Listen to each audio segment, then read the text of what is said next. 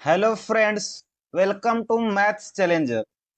Today we are starting with the new series aptitude series which will cover all the topics of aptitude and that will be enough sufficient to clear any aptitude round and we will also cover the PYQs. So हम लोग start करने जा रहे हैं aptitude का series और इस series में क्या करेंगे हम लोग इसको इस तरह से डिजाइन किया गया है कि आप किसी भी टाइप का जो एप्टीट्यूड का एग्जाम हो चाहे वो टीसीएस का हो डेलोइट का हो एक्सेंचर का हो कॉग्निजेंट इंफोसिस किसी भी कंपनी का आप एप्टीट्यूड राउंड में बैठेंगे तो आप क्लियर कर लेंगे तो इसमें आज का लेक्चर नंबर सिस्टम के ऊपर रहेगा और ये इस टाइप से आपका डिजाइन किया गया है कि आपको पूरा एप्टीट्यूड आपका क्लियर हो जाएगा और किसी भी कंपनी में बैठेंगे कोई दिक्कत नहीं होगा ये हमारा 100% गारंटी। और इसमें क्या करेंगे देखिए, अब coming to the number system. Number system में क्या है, प्राइम नंबर्स है, कंपोजिट नंबर्स। तो पहले क्या करेंगे, डेफिनेशंस को कवर करेंगे, फार्मूलाज को कवर करेंगे, यानी कंसेप्ट को कवर किया जाएगा। कंसेप्ट कवर होने के बाद उसको उससे रिलेटेड क्वेश्चंस किया जाएगा, ठीक ठाक क्वेश्चन किया जाएगा, मॉडरेट लेवल का, इजी लेवल का और डिफिकल्ट लेवल का क्वेश्चन भी किया जाएगा। और क्या किया जाएगा, उससे रिलेटेड जो पीवाई क्यूज हैं, पीवाई क्यूज बहुत इंपॉर्टेंट होते हैं। तो पीवाई क्यूज जो भी उससे रिलेटेड हैं, जैसे टीसीएस में आया हुआ पीवाई क्यूज हो, डिलॉयट में आया हुआ पीवाई क्यूज हो, किसी भी कंपनी में आया हुआ पीवाई क्यूज हो और हमें लगा कि ये आपको बताना चाहिए तो वो आपके लिए पीपीटी में कवर किया जाएगा और लेक्चर में कवर किया जाएगा और आपको प्रैक्टिस के लिए पीपीटी भी दिया जाएगा। तो ठीक है, हम लोग आगे बढ़ते हैं, नंबर सिस्टम को स्टार्ट कर लेते हैं आप, और फिर धीरे धीरे सारे टॉपिक्स को कवर किया जाएगा।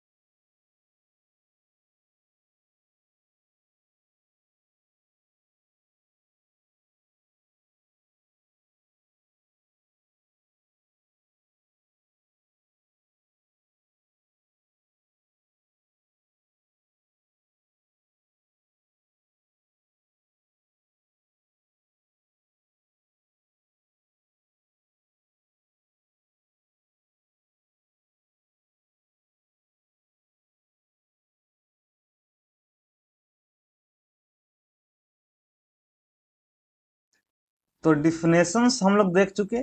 डिफिनेशंस के बाद हम लोग आ जाते हैं कुछ इंपॉर्टेंट फार्मूलाज में। जो भी फार्मूला यहाँ पे लिखाया गया है वो आपका इंपॉर्टेंट फार्मूला है, ठीक है। तो देखिए, ये तो आपका बहुत ही बेसिक फार्मूला हो गया, ए प्लस बी का whole square is equal to A square plus B square plus two A B. A minus B का whole square is equal to A square plus B square minus two A B. फिर ये दोनों को add कीजिएगा तो ये आ जाएगा ए plus B का होल स्क्वायर प्लस ए माइनस बी का होल स्क्वायर, तो इसमें टू ए बी कट जाएगा तो ये आ जाएगा। फिर आपका ए प्लस बी का, ये दोनों का सब्ट्रैक्ट कीजिएगा, ए प्लस बी का होल स्क्वायर ए माइनस बी का, तो आपका आ जाएगा फोर ए बी। ये देखिए, ए प्लस बी का होल क्यूब का आपका फॉर्मूला पता होना चाहिए, A cube plus B cube plus three A B into A plus B, या three A square B plus three A B square, इसको अगर मल्टीप्लाई करते हैं तो सेम कंडीशन में A cube minus B cube minus three A B into A minus, हाँ ये एक फॉर्मूला सही है। A square minus B square is equal to A plus B into A minus B.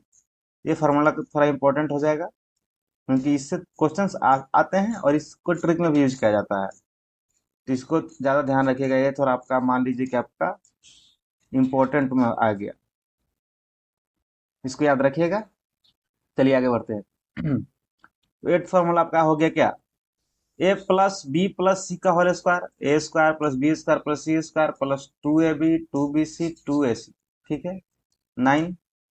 हाँ ये भी सही फॉर्मूला है, इससे भी आपका क्वेश्चन आ जाता है सिंप्लीफिकेशन में, इससे क्वेश्चन आ सकता है, आपको पता नहीं चलेगा और क्वेश्चन सिंप्लीफिकेशन में आ जाएगा। हम इसको आपका एग्जांपल देके दिखाएंगे। A cube plus B cube is equal to A plus B into A square plus B square minus A B. Same ये भी है, A cube minus B cube A minus B A square plus B square plus A B. इसमें याद क्या करना है, देखिए A cube plus B cube होगा तो यहाँ पर ए प्लस बी होगा, और A cube minus B cube होगा तो यहाँ पे ए माइनस बी होगा, बाकी सब प्लस होगा और यहाँ पे माइनस होगा, ये याद रखिएगा।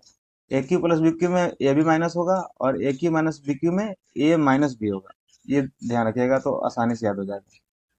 ए cube plus B cube plus C cube minus three A B C is equal to A plus B plus C into A square plus B square plus C minus A B minus B C minus C ए।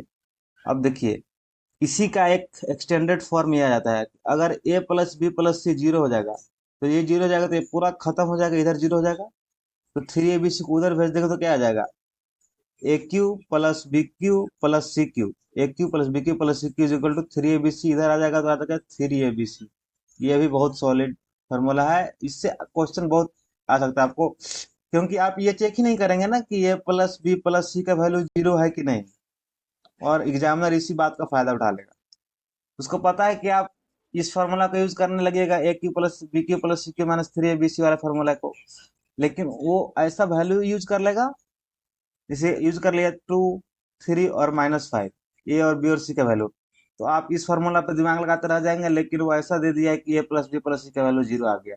इसी चीज का फायदा उठाता है examiner और आपको फंसा देता है। उस टाइप का क्वेश्चन भी करेंगे, और ये ट्रिक, ये जितने फार्मूले सारे काफी इंपॉर्टेंट है, उसको आप लोग याद कर लीजिएगा। चलिए, फार्मूलाज के बाद अब हम लोग चलते हैं डिविजिबिलिटी रूल में। फार्मूलाज तो कवर हो चुके हैं, डिविजिबिलिटी रूल में चलते हैं। डिविजिबिलिटी रूल पता होना बहुत ही इंपॉर्टेंट चीज है, क्योंकि बिना डिविजिबिलिटी रूल के आप किसी भी डिविजिबिलिटी के कॉन्सेप्ट को बना नहीं पाएगा, क्वेश्चन को बना नहीं पाएगा। तो सबसे पहला आपका डिविजिबिलिटी बाई टू क्या है, a number is divisible by two if its unit digit is any of 0 2 4 6 8। Unit digit किसी भी नंबर का, जैसे मान लीजिए 5 4 3 2 8 है, तो यूनिट डिजिट क्या है, 0 2 4 6 8 में से कोई भी नंबर है तो क्या होगा, ये डिविजुअल होगा टू से। तो इतना नंबर को चेक नहीं करना है कि डिवाइड करके कि डिविजुअल हुआ कि नहीं, यूनिट डिजिट देखेंगे या तो वो 0 2 4 6 8 होना चाहिए, मतलब टू से डिविजुअल होना चाहिए और नहीं तो जीरो होना चाहिए, सिंपल सा बात है। तो टू से डिविजल 2 4 6 8 होगा, और नहीं तो जीरो होगा तो क्या हो जाएगा, टू से डिविजल हो जाएगा। ये तो बहुत सिंपल रूल है, और जो टू से डिविजल होगा वो इवन भी होगा। Yes, coming to divisibility rule of three, तो इसमें क्या है, कोई भी नंबर थ्री से तभी डिविजल होगा जब sum of its digit is divisible by three. किसी भी संख्या का अगर जो सम ऑफ डिजिट्स है वो थ्री से डिविजल होगा तो वो नंबर डिविजल हो जाएगा। इसका क्या मतलब है, जैसे एग्जाम्पल के तौर पर आप लीजिए 6 9 5 4 2 1, तो इसका डिजिट्स का सम कीजिए। 6 + 9 आपका 15, 15 + 5 20, 20 + 4 24, +2 26 + 1 कितना हो गया? सम आ गया 27। 27 is divisible by 3, 9 times divisible है, तो आपका इस ये नंबर भी क्या हो गया? डिविजिबल बाई 3 हो गया। और जो थ्री जिसका digit of sum divisible by 3 नहीं है, वो 3 से डिविजिबल नहीं होगा। ठीक है, तो sum of digits is divisible by 3 means the number is divisible by 3. This is the divisibility rule of 3. Coming to the divisibility rule of 9, it is the similar to divisibility rule of 3. In this, the difference is a number is divisible by 9, the sum of digits must be divisible by 9. For example, take this one: 7 3 4 5 1 9. Add it: 7 + 3 10 + 4 14 + 5 19 + 1 20 + 9 29, which is not divisible by 9. It means the number is also not divisible by 9. Not divisible by 9. So, for example, the number which are divisible by 9 are 27. 27 में आप add करेंगे तो क्या आएगा? 2 + 7 9, जो कि 9 से divisible है। इसका मतलब 27 भी 9 से क्या है? डिविजिबल है। और रियलिटी में भी 9 से डिविजिबल है। तो यही डिविजिबिलिटी का रूल है 9 का, कि नंबर का जो डिजिट्स का सम हो वो 9 से डिविजिबल हो, तो नंबर 9 से डिविजिबल हो जाएगा। Next divisibility rule of 4। इसमें क्या है? एक नंबर 4 से डिविजिबल तभी होगा जब number form by it's last 2 digit is divisible bye 4। इसका मतलब क्या हुआ? फॉर एग्जांपल इसको लीजिए, इसमें लास्ट में क्या है? 6 8 7 9 3 7 6। इसमें क्या है? ये सब देखने की कोई जरूरत नहीं, सिर्फ लास्ट 2 डिजिट देखिए। लास्ट 2 डिजिट आपका 76 हो गया। क्या ये 4 से डिविजिबल है? चेक कीजिए। डिवाइड करके तो यस, ये 19 से डिविजिबल है। इसका मतलब क्या हुआ? ये total number is divisible bye 4। इसमें सिर्फ लास्ट का 2 नंबर को चेक करना है, नंबर कितना भी बड़ा हो, लास्ट का 2 नंबर चेक कर लीजिए। अगर वो 4 से डिविजिबल है, मीन्स नंबर भी 4 से डिविजिबल है। Coming to the next, divisibility rule of 8। ये भी 4 के सिमिलर ही है। कैसे? A number is divisible by 8 if the number formed by its last 3 digit is divisible by 8. ये नंबर देख लीजिए एग्जाम्पल के तौर पर: 1 6 7 8 9 3 5 2। इसमें क्या है? 4 में हम लोग क्या देखे थे? 4 में देखे थे लास्ट 2 डिजिट, लेकिन 8 में क्या देखना है? Last 3 digit. लास्ट 3 डिजिट, तो क्या होगा? 350 को 352 इसको चेक करेंगे 8 से डिविजिबल है कि नहीं।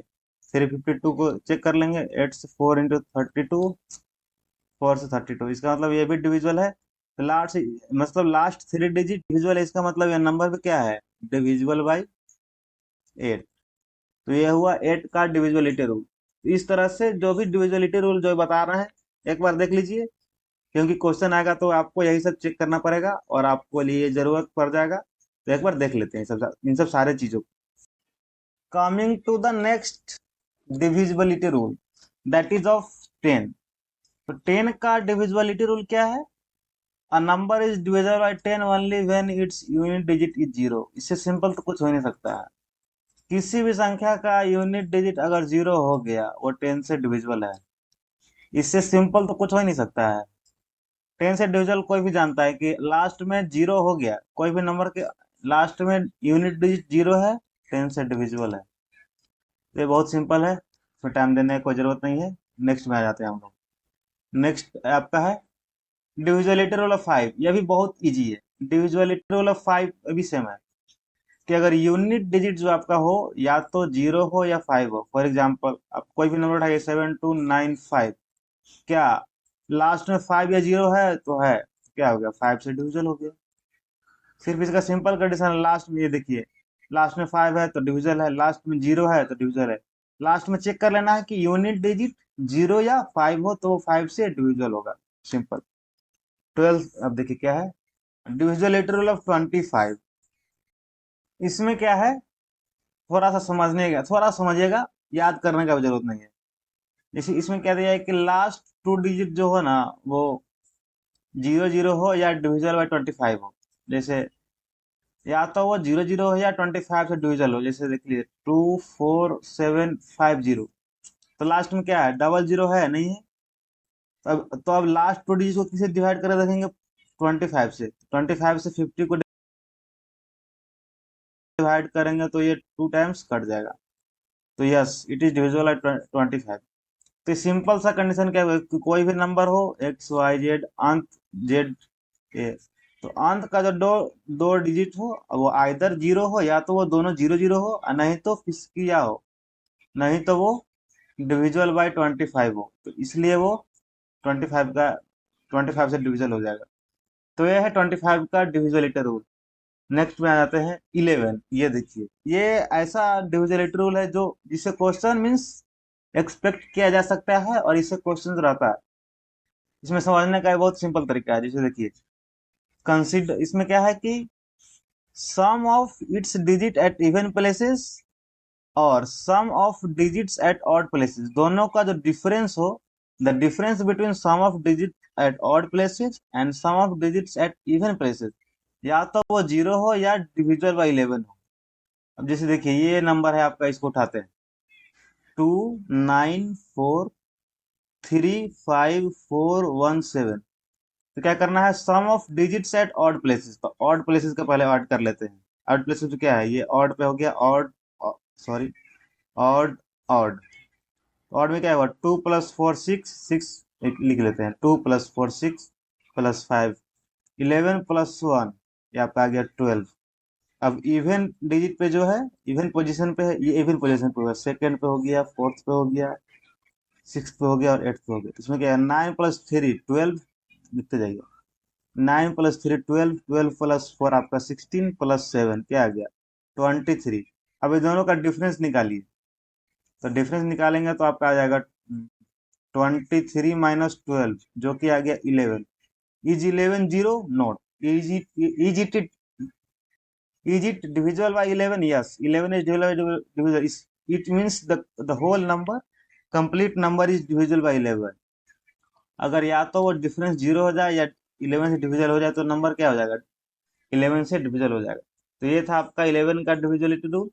आज के लेक्चर में इतना ही रखते हैं। नेक्स्ट लेक्चर में आपका क्वेश्चंस करा देंगे, जिससे कि आपका सारा कंसेप्ट क्लियर हो जाएगा। Thanks for watching.